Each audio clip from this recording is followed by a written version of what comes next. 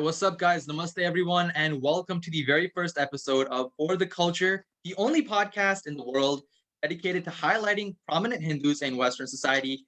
I'm your host, Vedant Ganesh, and today we're joined by Akaash Singh, who is one of my favorite comedians ever, but he's so much more. He's also an actor, and he's the co-host of the Flagrant 2 podcast, which many of you guys might have heard about, might have watched, but it has the largest Patreon following in the world. Akash's reach on social media is also huge with 125,000 subs on YouTube and millions of listeners weekly. So currently Akash is on his big Desi energy tour and you can buy tickets at akashsingh.com. Yo, Akash, thank you so much for joining us today. Dude, that was so polished. That was great. What are y'all nervous about? That was great. Let's go. 17 years old, buddy. You're kicking life in the ass. Where you live? Naperville, Illinois. What's that like? That sounds nice. like a very white area. Low-key, it's got a decent amount of Desi people. So it's like a suburb of Chicago. But that's what we do. Yeah, we crowd the suburbs. Yeah, box out that top 10%. That's what I love to see. You know what it is. Yeah. So we have like, I think 30% of my high school is like brown. Okay, that's good. I mean, good deal. It has its perks, but it can get pretty annoying too. But yeah, because it's like going to school with your family. Yeah, essentially. Yeah, of course. But of course. I worked on that intro. You practiced? Yeah. It came across, dude.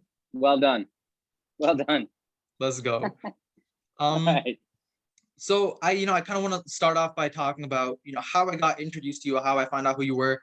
I was just, you know how it is, like when you're on YouTube and you're going down that comedy rabbit hole, just like video after video after video. So I started off at like Russell Peters, and then I stumbled up on, I think it was Veer Das, then I went to Andrew Schulz, and then I went to you. And I loved your stuff because there's something really refreshing about seeing a guy, like up there on stage cracking jokes, being like straight up crazy, and also being a part of like, like the comedy culture, the comedy scene, being a part of American culture, because like you were on TMZ, Wild 'N Out, all that kind of stuff. Like you are established, and it's really refreshing because like you look like me, and you also kind of like you sound like me too, and you're not one of them comedians that basically uses the Indian accent as a prop or like kind of like crashes on your own culture for like laughs. You know what I mean? Like it's yeah. Yeah. I'm gonna be honest. If I could do a good Indian accent, I would. Yeah.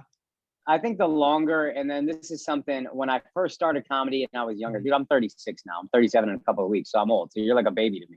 Right. So when I first started comedy, especially, I was like 23, 24, and I had this idea of what like highbrow comedy is, etc. And then you realize like how much work goes into all of it. And then you just think, if it's funny, it's funny. But there's a line at which I feel like I'm like kind of like selling my soul a bit. And if I was doing an Indian accent, that's fine. My parents have that accent. I don't think it's like, if these people who get offended just because they hear an accent on a TV show, it's like, dude, are you that embarrassed by your parents' accent that it's offensive to you just to hear it? No, what matters to me is the context of what the character is saying. I remember I auditioned for Deadpool and they rewrote the script, but the initial audition, I like kind of tanked it on purpose. Not that they would have chosen me, but like I kind of went in there and tanked it because the initial script, the way it came out was fine, but the initial script was like the guy had an accent and he was talking about an arranged marriage and he was just like, this girl will make a very suitable bride. And it's like, I'm reading this and I just know this, he's not a funny guy who happens to have an Indian accent. You're making fun of his Indian accent and all the things that come with it in your mind. Exactly. And that's where the line is to me. So I'll make fun of Indians when I feel like we're doing something wrong. Like I feel like the government has completely bungled Corona and I don't want to get into too much, but like I'll call out Indians when I feel like we're doing like stupid stuff. Right. But I don't just want to dump on Indians to get laughs. Like I should be better than that. Right. Exactly. That's what I was talking about. Like, I don't know. Have you heard like recently how they canceled Apu from The Simpsons? And yeah, that's nonsense. Yeah. Even like the dude who voiced him came out and he was like, yo, I should have done better. Like I apologize. That's why I hate white liberals, man. You can't listen to white liberals about anything. They just do what they're told to do. Like I'm not saying I get along well with the racist white conservative because I don't, but at least that guy's honest about who he is in my mind. Whereas like I don't know. I don't have a problem with Hank Azaria, but I wish we didn't bully him into thinking this was a massive problem. Again, the content of, would I rather have had a brown guy voice it? Sure. But the content of what he's saying wasn't making fun of Indians. Here and there, maybe a joke, but overall, Apu owns his own business. I have a joke I'm working on about this, but like he owns his own business. He's one of the few people I've seen in American film or television that's brown and is actually married to a brown woman. Every other script I've seen or auditioned for is a brown guy can't date women at all because he's such a nerd, or he's attracted to everybody except Indian women, or he's supposed to get an arranged marriage to an Indian girl, and then he falls in love with someone else, or a brown girl is supposed to get married to an Indian guy and then falls in love with the white guy. So to me, that's more insidious to me than like, see, I want to see a positive example of brown love, and that's what the weirdest from The Simpsons, but that's one of them. So what, I'm mad the guy has an accent? No, he's an upstanding, honest. Everything about Apu is represented very well. Hardworking, ethical. Like, that's a great guy. Yeah. So I had an issue with that. No. I'm 100% on board with that, because in the comment section for the apology, it was just a bunch of Indian people being like, bro, like, I love Apu. I was not offended at all. Like, keep killing the game. And I feel like everyone is offended about Apu except Indian people themselves, in my experience. Yeah, I think they were told by a couple of Indians that it was offensive. And to me, it's hard to offend me about something I'm confident in. Right. If I'm insecure in something, then you can offend me. I'm very confident in my Indianness, and I don't see anything wrong with it. So you can't make a joke that can really hurt me about being Indian, because I'm confident in that. I have security in that. Now I have other insecurities, and if you made fun of those, I'll be like, whoa, that's offensive. But that's just because that's my insecurity. So that's how I feel about the brown people who are offended by Apu. For the most part, probably you're insecure about your own identity, and that's not on a cartoon. That's on you. Right. Exactly. No, 100%. Before we continue, like, did I miss anything while introducing you? Do you want to add some stuff to what I said about your podcast, your comedy tour, or anything? Buddy, who cares? It's all great. We're having fun. All You're a right. good kid, you know what I mean? You're getting extra credit or whatever you're doing, or the college admissions. Yeah. Where are you going to college? Most likely Indiana University. Go wherever they give you a scholarship. That's where Yeah. you go. Except for community college. Don't do Right. that. But outside of that, buddy, just save money. Fair enough. That's the plan I was thinking, because I got waitlisted in for the University of Illinois, and if I go there, I get like hella money off. So it's There you if go. I There you go. I'd probably go there if I got in, but Yeah. yeah. Or Ivy. If you apply to any Ivies, you get into Ivy schools?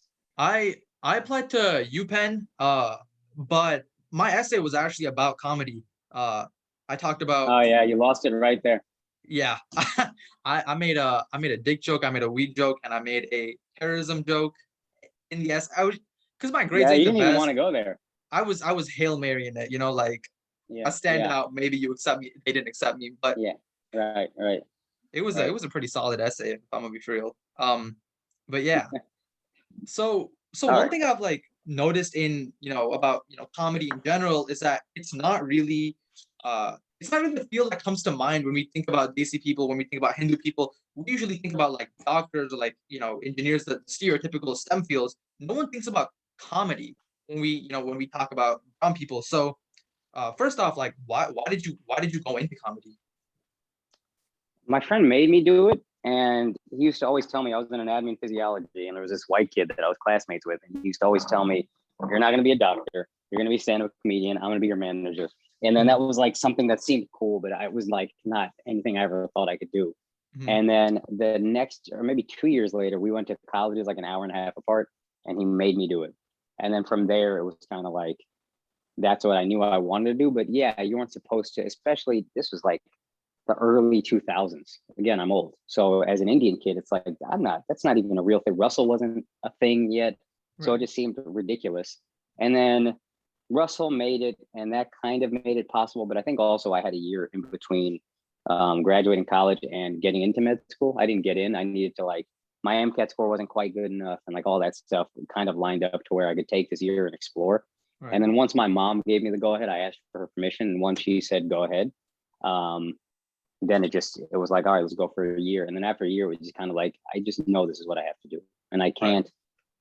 I don't recommend it to everybody. I don't like everybody that's like, I want to follow my dreams. I don't think everybody should.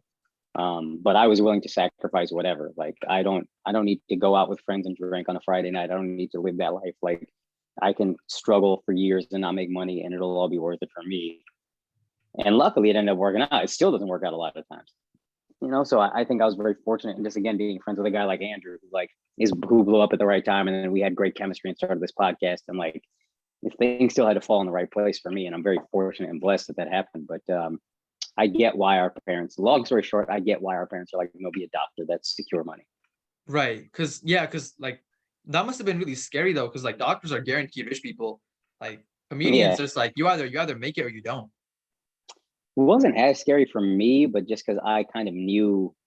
I guess it was stressful at times, but and you're so in it. Like when I'm sleeping on the ground or like a mattress on the floor and mice running by my face in Brooklyn Mhm. in like this awful apartment with like alcoholic roommates. It was just like I knew this wasn't fun, but I knew this is what I had to do if it makes sense. Like not that struggle part necessarily, but I still knew like this is who I am. This comedian thing. It's just like I'm not anything else.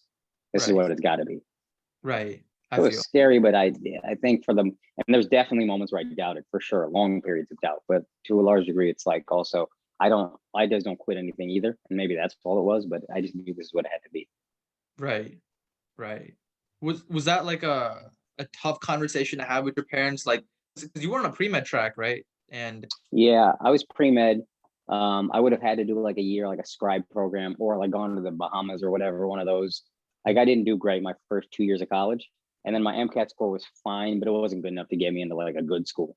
Um, so it was a tough conversation, but my mom within the first conversation said like, I want you to know even if you can't do it, then wonder for the rest of your life. And then once she gave me that, then I was okay talking to my dad, who was basically like, yeah, I think it's stupid, but go ahead. I can't stop you. right. And so yeah, then the years of not making it were tough because you're looking at them and they were struggling for a long time financially too, and it's like I can't. I wish I could help. I wish I could make it to help, and you can't. But yeah, I guess it was tough, but it wasn't like impossible. I just kind of knew this is what it has to be, even with all the stress. Right. I feel. And like when you like before you kind of blew up and became like like a household name, where was not being a famous comedian something that like was that something that you didn't really want to like mention to people? Like, did that affect your social life, your dating life? How did that like when Yeah, a brown guy says telling people you're a comedian is always it's always weird, and especially like yeah, when I didn't have brown friends for a few years outside of the ones I grew up with, and then luckily they moved to New York around the time I moved to New York, so I was able to make more brown friends. But then you already feel a little weird with the ones you grew up with, and then when you're meeting new people and they're a doctor or they're a consultant or in banking, and they ask what do you do, and you're like I'm a comedian, and you're broke. Mhm. You're definitely a bit insecure. Yeah, for sure. Is that how like the convo and is that like how the conversation played out with like your then girlfriend's parents? And I know you're like newly married, I so didn't even congrats on try to that. date. Yeah, I have. Thank you. The only woman I ever dated is my fiance now, and I kind of made a decision like I don't want to date because I don't want to bring a woman I really care about into this struggle. Like again, that living situation in Brooklyn, I was there for 5 years and it was miserable, like just awful. I don't want to bring anybody I care about into this life. So I kind of knew it was going to be a while, and that's just what it has to be. And then when I met my girl, I did end up going through another financial like real struggle, but at that point I thought like I'm good now. I was on like a few MTV shows and I was like, all right, this is the beginning. We're good. Right. Okay, I feel. So you were kind of like going up that hill towards fame, I would say. Yeah, and I didn't really even start trying to date around until not that I didn't at all, but like I didn't even really start trying and like talking to girls or whatever until like I was like, okay, I got a little bit popping. And then you think it's always going to be like a linear track upward, and it's not. But I felt like, okay, I have a decent apartment in New York. If I had a girl I care about come over, it wouldn't be like, hey, watch out for rodents or whatever. You know what I mean? Right, Like right, right. we got a doorman. Things are going to be okay. Yeah, I feel. Okay, hey, well, yeah, and like I said, like congrats about the wedding. I'm really happy for you, dude. Like Thank you, man. that, Appreciate it. Thank that is you. awesome. Um, I so kind of like now, moving towards more of like the whole like cultural aspect of stuff. I shot you a Hmm. DM a few months ago, and like you responded, but basically, if you recall, so you grew up in Texas, and Yeah. uh, I'm from Illinois, but a lot of my best friends are there, and I just want to know, like, did you guys go to the same school or something? And you said you went to Frisco, and you were one of three Yeah. Daisies in that high school. Yeah. And now it's like it's just swarming with daisies or whatever the word is. It's just constant. Everywhere I look is daisies. I don't live Yeah, there anymore. My parents don't live there either. But yeah, when I like went to, there's like a Hanuman temple out there. And I yeah, went and I was like, what? First of all, the Hanuman temple is crazy. The idea of having a Hanuman temple in Dallas, Fort Worth, period, but specifically in Frisco, it was didn't make sense to me because when I moved there, it was flipping from being like kind of a rural town. It was like a farming town. There was a Future Farmers Association or some Future Farmers of America. Like that was a club in my school. So it's really weird to go back now and it's like this bustling suburban thing with so many daisies. It's really weird to go back now. right. But so I've always, like grown up in a place where there were a decent amount of Daisies. Like, I moved to the States when I was like 1 year old, and we Hmm. lived in Chicago, like downtown Chicago, and Hmm. there were hella Indians there. When I moved to the suburbs, there's hella Indians here. But like early on in my childhood, despite my proximity to a large group of Daisies, I still used to get picked on like for a few like Indian things. Like, for example, do you know what Jiraga is? Like the cumin? Yeah, yeah, Yeah, yeah, so in Kerala they got this thing called jiragavellam, where it's like you boil the water with like the cumin seeds at the bottom, and it's like yeah, really tasty. It's good for like it helps you with your digestion and all, but it looks like piss, like it's like dark yeah, yellow. So I used to yeah, get like clowned on that, and like even about my food, like early on, like before I grew comfortable with my identity, my food was always something I'd like try to hide because like yeah. it Same. it's it smelled Indian. And like one of my friends, like his mom like would like make him like take a shower after he pulled up to my house just because he didn't want that like Indian smell on him and all that. So that was always something I was like always Yeah, s- you know somewhat concerned about, I'd say. So yeah. and that's like when I was living with hella Desi people. You only grew up with two others in your high school, like in your area there was like barely any. So how did that work out for you? Like you must I have had had. it I think part of the first of all, how terrible must that friend's mom's cooking be? That any spice, you just like, dude, wash it off. Um, right. but I definitely had identity issues for a long time. I think part of the reason I'm so like militant about being Daisy now, and it's calmed down as I've gotten more comfortable with it. But I think a lot of it was just like an overcorrection, and I was like really kind of embarrassed of who I was until I was like 19, 20, and then that's when I was like kind of embarrassed about being embarrassed. So I overcorrected, and I was like super militant about it. And I always want to be proud, and like it's cool to me to see. I want to be a guy that's like always proud of being who I am, and not when it's convenient. Like I don't want to call out other entertainers, but there were certain people that are super famous that I'm like, oh, you really wanted nothing to do with being Indian, and now that it's like a wave, you got a show about it, and it's just Right. like, when did this happen? That's not real. That's not who you were, and I always want you to be able to look back on my career at least and say like, oh, this guy's always been about it. Right. Um, and now I'm more comfortable with it, but I guess I understand like that is kind of a cool thing for a kid to see because I would have liked it growing up. Right. No, it's super cool because uh I always used to be one of the people who was like, like clowning on like the whole representation stuff. Like I didn't really feel that was Yeah, like super, yeah, important or whatever. Like I said, I felt like that was like like a white liberal thing, like, oh, like we need more diversity and all that. But like yeah. low key it does make somewhat of an impact when you see someone that looks like you doing Yeah, this yeah. stuff. I don't want you to force it. And I think Andrew actually says, well, who's a white guy, like a very white straight male, but was like, dude, I think you just want your stories told. Don't like to jam a minority into a role that any race could play. Tell brown people's stories, tell black people's stories, tell gay people's stories, Right. like, and let them do it as opposed to uh just yeah jamming them into. There was a while where every TV show was like one minority, one gay guy, one ambiguous guy, um and then like one College that now. happened to cross over into multiple, and yeah, and they're just friends hanging out but they're not real friends. The show is just a normal show and it just felt weird. It didn't feel natural. Like Mhm. nobody, very few friend groups, there's a lot of diverse groups out there, very few happen to hit every diverse group of America. Like it's, we just find the rainbow and then naturally that's what it is. Like it doesn't work like that, you know. So just tell a story of like, yeah, I don't know, like a brown family sitcom would be cool to me. Yeah, like fresh off the boat for like brown people. Yeah, and Yeah. like it's the whole thing isn't about being brown, but there's touches of it where it's like, oh, this is an authentic. It feels real. Hmm. And yeah, like you know how like Kumail's like in like that new Marvel movie. Uh, Yeah, I kind of hope they talk about like his background or his culture or whatever as yeah, opposed to just putting him there for his skin color's sake. for his face. Yeah, yeah, Yeah.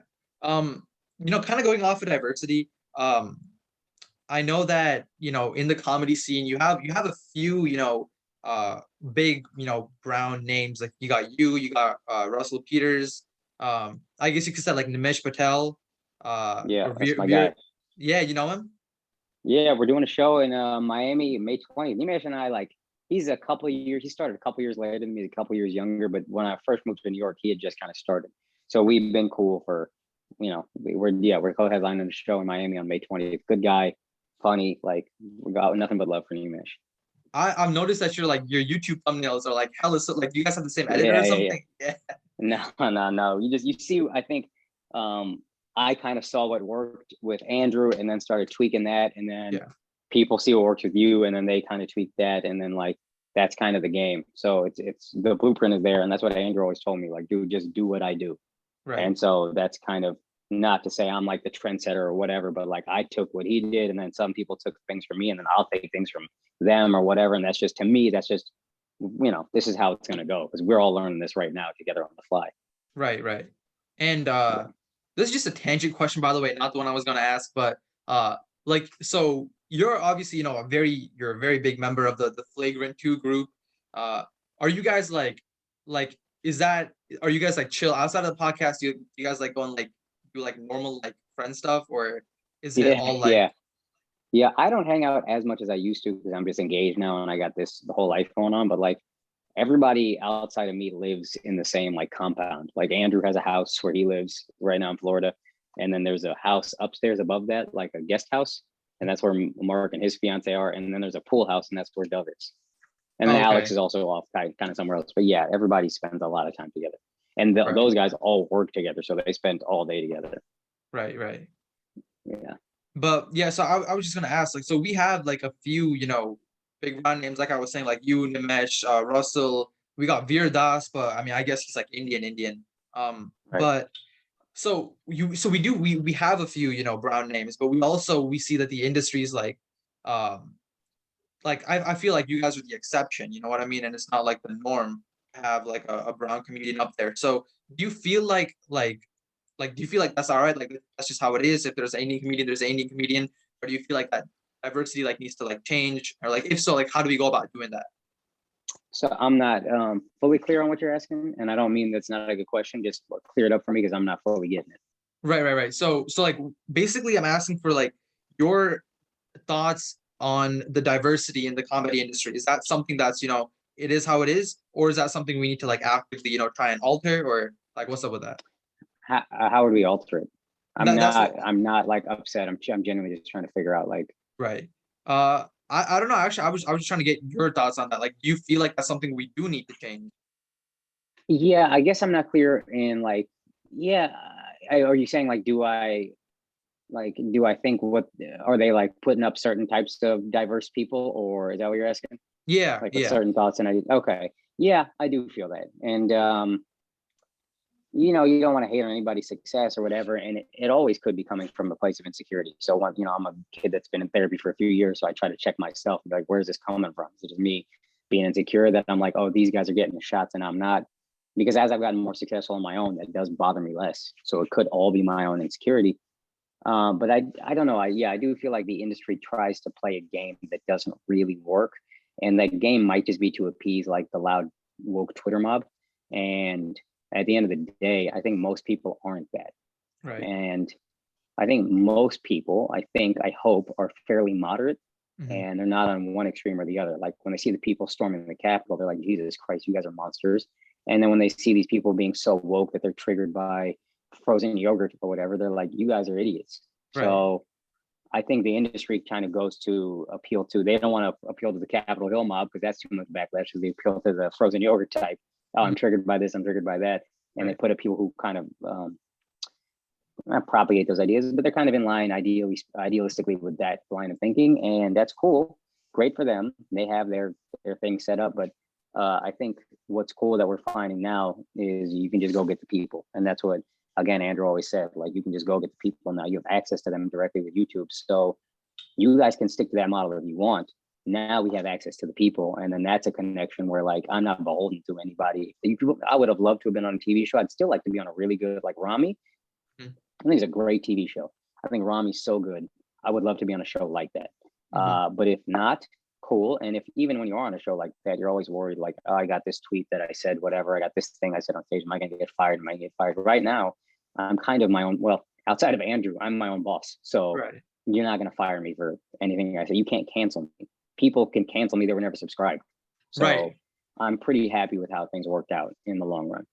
Right. I feel like if you're, if you call your fan base assholes and they stick around with you and, like the stuff you're putting out on Flagrant 2, you're not getting canceled anytime soon. Yeah. And I always said that when people like cancel this guy, cancel that, the people calling for cancellation, you never subscribe to that person to begin with. You can't cancel. My fans are here. They're not going anywhere. Right. Has anyone like ever tried to cancel you? Like, oh my God, like Akaash Singh said this, like, let's get rid of him or something like that, and then it just never worked out. Yeah, I had a run-in with conservatives actually, where I was getting the death threats and all that stuff, and it was a tweet that was definitely misworded, but I just didn't take it down because I was like, I don't want to, and then I had to take it down because it was just too much. Like I was getting inundated and like they were trying to dox me and all this crazy stuff. But yeah, I've had that happen. I've had people get offended. I've had videos that were like that IG took down. I got the shadow ban for like 3 months or whatever it was, kind of crazy. But I guess you learn each one of them. You're like, okay, so this is each one of them. Each time it happens, it affects you less than the last time. Because you're like, oh, this is what it is. Right. It's not that it's never going to not affect me. I'm not impervious to it, but like it has to bother me less and less. Otherwise, I just can't go forward. Right. Oh, yo, that's really sad to hear though about the whole like death threats and all that. Yeah, but it is like nobody did anything. I mean, I was just thinking about that today. I was like, dude, all these people, everybody threatens to kill and they don't ever do it. So like, it means nothing. Right. I shouldn't even think twice about this. Right. Have you, so you are, like you said, your own boss aside from Andrew, and you're catering to your fans either based on like live shows or through social media. But one thing that I've noticed is that social media tends to appeal to more of the woke mob, and like you said, you got shadow banned for like 3 months. Yeah. So do you feel like you've escaped the comedy industry because now you're your own boss, but now you've fallen into like being bossed around by social media, having to be careful about what you say, because that is how you put your stuff out there? No, I don't, because I feel like I got bossed, like I got kind of boxed out of the industry to a degree because they just never saw it with me. They would put up a lot of other brown comics that weren't me, give them shots.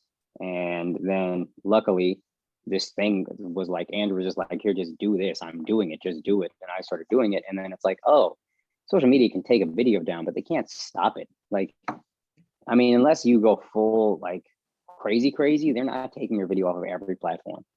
So as long as you're like a human being and you don't get caught up in some character who's just trying to be like a character, you know what I mean? You're just being a human being who's trying to be funny, and maybe some things are offensive. They can shadow ban you, but they can't ban you. YouTube doesn't do shadow bans as far as I know. So you'll find your people. Yeah. And kind of going off of that, I like, how Joe Rogan moved his podcast to Spotify, he picked it off of YouTube, and Spotify is removing episodes of his podcast they don't like.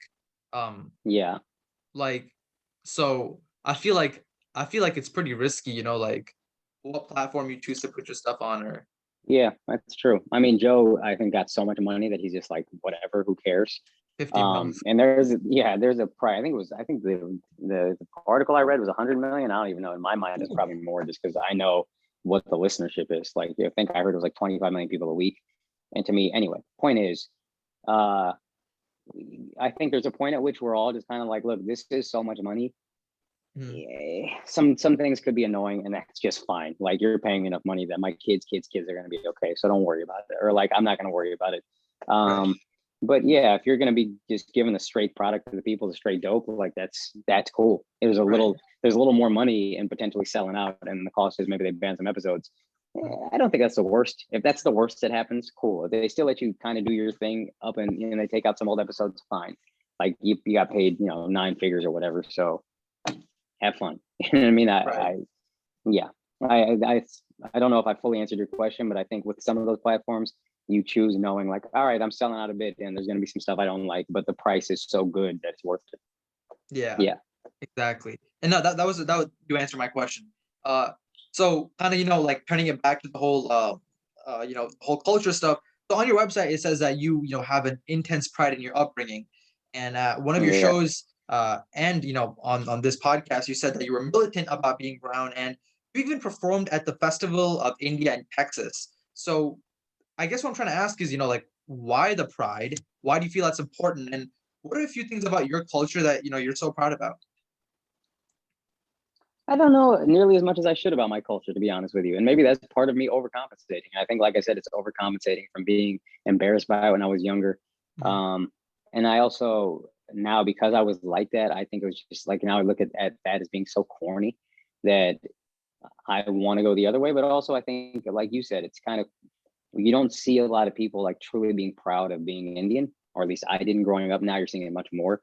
But I think overall, like, yeah, our country's going through a lot right now, but I have faith in us. I have faith in what we built culturally. Like the culture from Hindu religion isn't perfect, but Hinduism itself preached a lot of great things. Sikhi preaches a lot of great things. Islam preaches a lot of great things.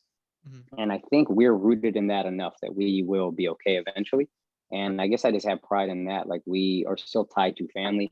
We are still tied to, I love that we're tied to like being practical and money and we're like super shrewd at business. And I don't love that we'll like kind of placate everybody around us, but we'll also make money and thrive any country we go to. Yeah. And I love that we place pride in intelligence. Like I love that if you got money, you're getting tutors in India. Like I love all that. It's just there's just a lot of beauty in it to me. It's just I don't know. It's beautiful. Right. No, it really is definitely a beautiful culture. Like I feel pretty, grateful to be, kind of brought up in that kind of environment, for Yeah. sure. Uh, but yeah, And so I think also, sorry, but I think also if we can kind of strip away some of what culture has done to Hinduism and just go back to like a more based on the text Hinduism, yeah. I think it's beautiful. Like yoga is amazing here. It's here not made. It's so big here, and now we're finally like, oh yeah, I guess it is cool. But it's been cool this whole time. Right. Ayurvedic medicine, I think, is not necessarily better than Western medicine, but there's a place for both. Right. So the idea of gender equality didn't get practiced as like it should have in India, but it's in the religion is there. Right. Like so I think if we, yeah, I think just the culture that the religion that our culture is based in is really beautiful, and then we're still fairly tied to it. Right. Right. And in like you brought up a pretty good point that uh there are some parts like our religion and our culture are too intertwined, but different things at the end of the day. Like Mhm. like when like people used to like bake me when we were just messing around. They were like, oh, like you guys got the caste system, but that's like more of a cultural thing than a religious thing. And Yeah. I feel like it's kind of important to like note those differences for sure.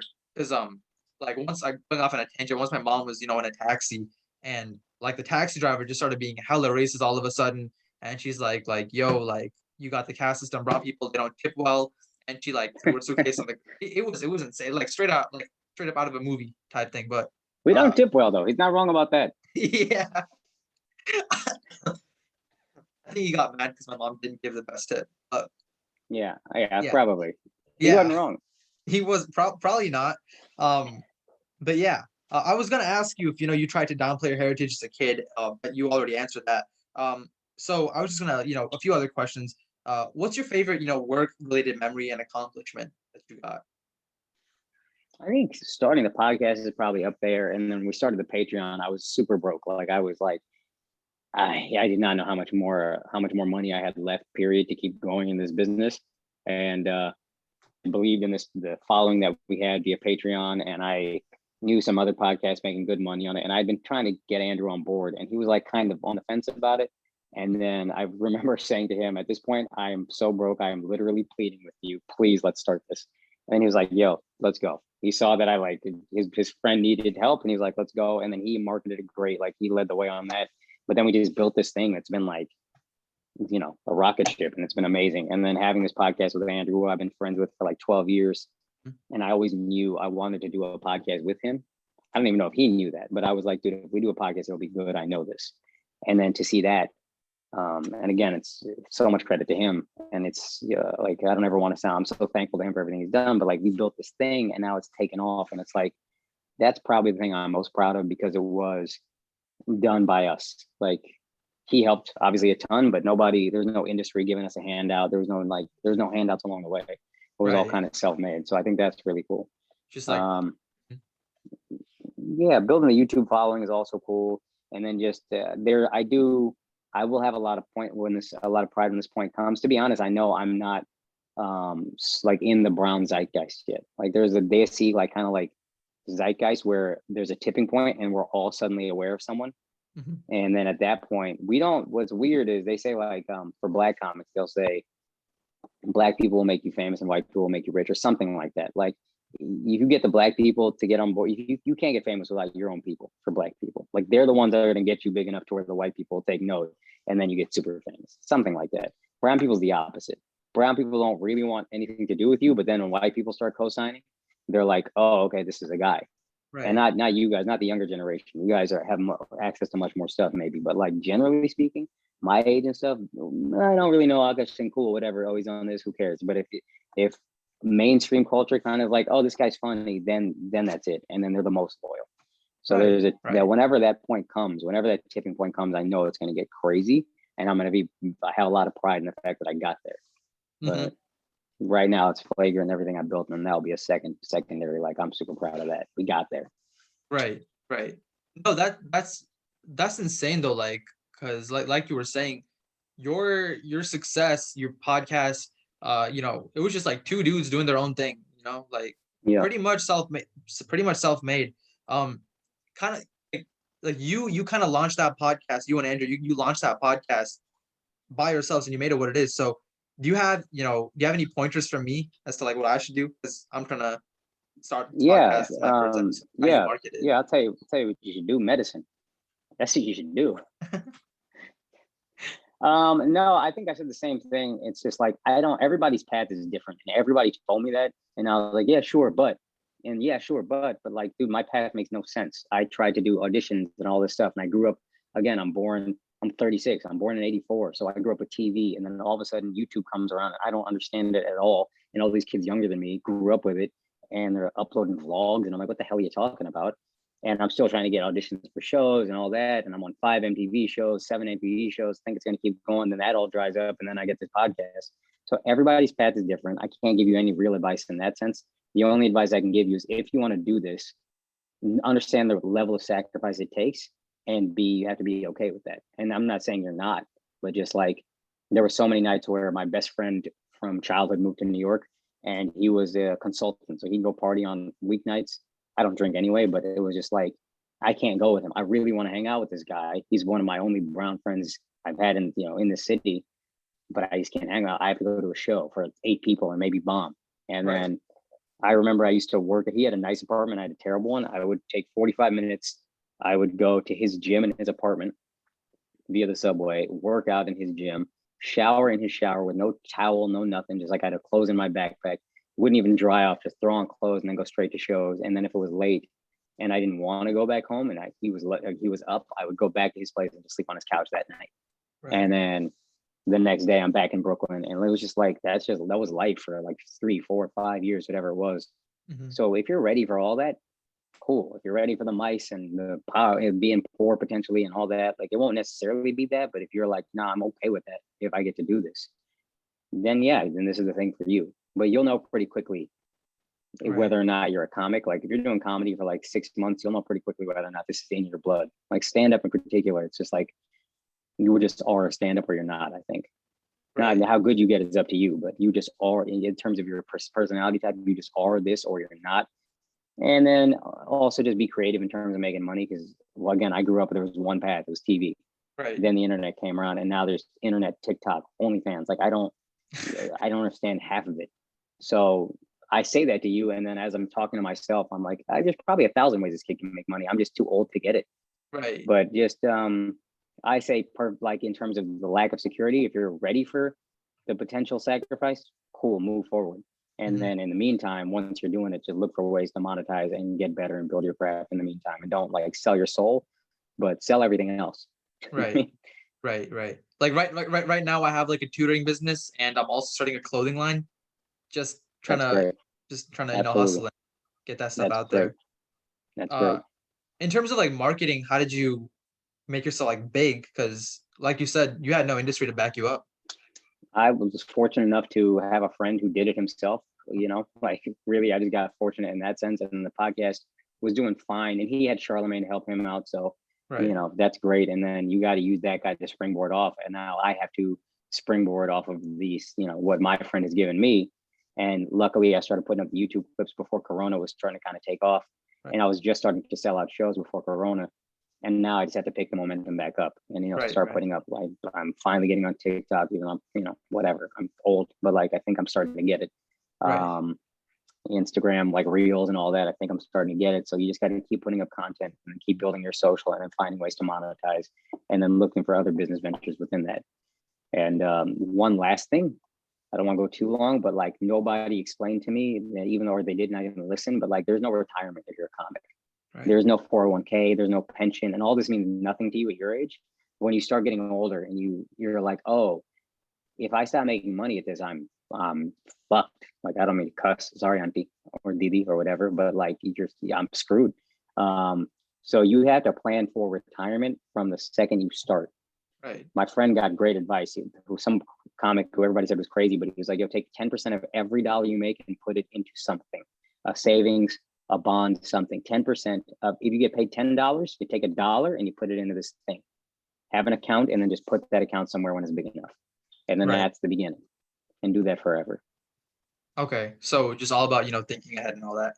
You got to think ahead, man. Especially like now, I'm getting engaged, and I almost went broke. I was with my girl for 3 years at the time, and it was just like, if I go broke, what do we do? We have nothing.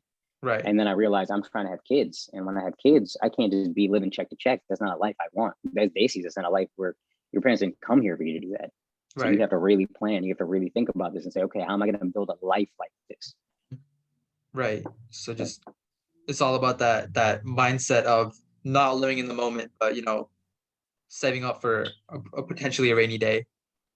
Yeah, man. The potential rainy day, retirement, whatever. Like live in the moment, but you also got to be smart and plan and know that we don't have a job that's going to like match our 401k. Like, oh, you make $100,000 a year, you put 25% in your 401k. That's how most jobs work, and they invest it for you, and they have all things set up.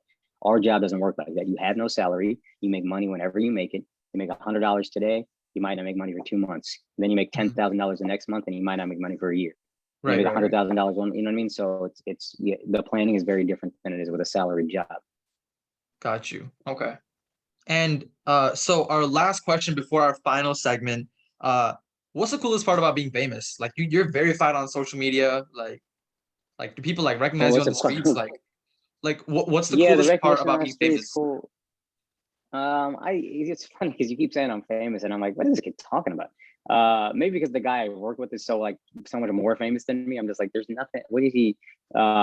But I have been getting recognized a decent amount in Miami since we've been here, which is cool. And then we got a free meal once, which was great. Or like the chef just like brought out like one of their, it was like some chicken spot, and they brought out their like fried chicken or whatever, some like full chic chicken spot. And I was like, oh, this is cool. I asked for a picture. That's nothing too super crazy. At the end of the day, you're just coming back home, and like I'm a homebody, so I'm here all day. And so yeah, it's all great, but it's all kind of ephemeral, you know what I mean? Right. I feel it's like dope, and yeah, but I try not to get too like needy for it, because I know it goes away at a certain point. Yeah. Enjoy it, but it is what it is. I mean, like in my friend group, you're definitely like a celebrity. Like all my friends like listen to you and stuff. So like, no, thank you. Yeah. You know what? Actually, I've gotten some messages that are like basically like this podcast saved my life, and that's cool. And you don't think about how I don't understand how. In my mind, we're just like telling jokes and just making fun of each other. But like those are always cool messages to read. Right. It for sure, for sure. Um, all right. So for our final segment, so it's I'm pretty sure it's safe to say that you're an expert at comedy. You know what you're doing. So I was wondering if you could hear a few jokes. Let's And go. do a try not to laugh. I mean, you're probably not. These are like really bad dad jokes. No, do you want me to not laugh? Because I love dad jokes. Okay, wait, then laugh. Okay, Yeah. okay. I'm gonna be honest, just so you know what it's like if you bomb.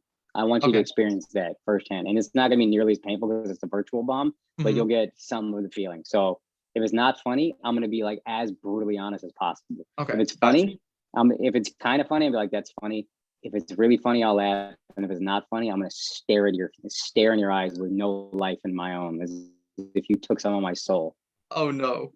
Um, sheesh. Okay. Yeah, let's go. All right. Sheesh. Why did the walrus lick the envelope? Why? Because he was looking for a good seal. That's pretty good. That's pretty good. I like it. I like it. All right, keep going. All right. Why do cows have hooves? Why? Because they lack toes, like lactose. That's good too. I like all these. No, I All like right, all let's these. go. I'm on a roll. All right. Did you hear the gossip about the butter? Actually, nah. I shouldn't spread it. That's pretty good. That's okay. That's okay. All Um, right. Next. what kind of underwear do long distance runners wear? Marathon. Not jockey. Nah, marathons. Like, No. no. Oh no. Okay. All right. All right. And God said unto John, come forth and receive eternal life. But John came fifth and won a toaster. That's pretty good. Nah, that's okay. That That's one, okay. that one made me laugh. Um, why did the Norwegian Navy put barcodes on their ships? Why? So that when they dock, they can Scandinavian. Pretty good. Pretty good. I Pretty good. I had to practice telling that one because I used to laugh halfway. No, it's good. Good. All right, all right, all right, all right. So You this see is how hard audience members are to please. You see how hard you work and how excited you are, and I'm just shitting on your hopes and dreams. right. That's what being a comic is. Where you're That like, I is love that one, and I was like, no.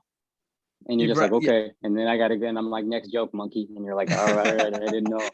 I didn't know. That's what it is to be a comic. that must be really tough to do live. I feel like that's something Yeah, yeah, people yeah. don't really appreciate that much. Yeah, that's why sometimes I just yell at him. Sometimes you got to be yelled at. You know what I mean? Right. Oh, nerve-wracking for sure. Um, and so here's my last joke, all right? Where does Okay. a mansplainer get his water from? A woman in the kitchen, hopefully. No, from a well, actually. Delivery was a bit off, but Yeah, yeah, no, it's pretty good. That's pretty good. It's about a 70% as funny as a joke if a man wrote it.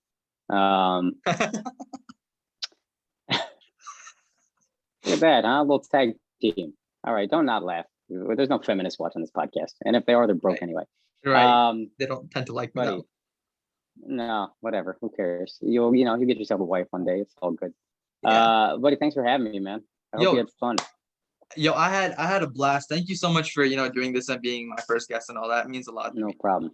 No problem, dog. Keep it up. Be a Thank you. doctor. Yes. All right, bye, But Didi. Namaste. namaste. Thank you. All right, peace.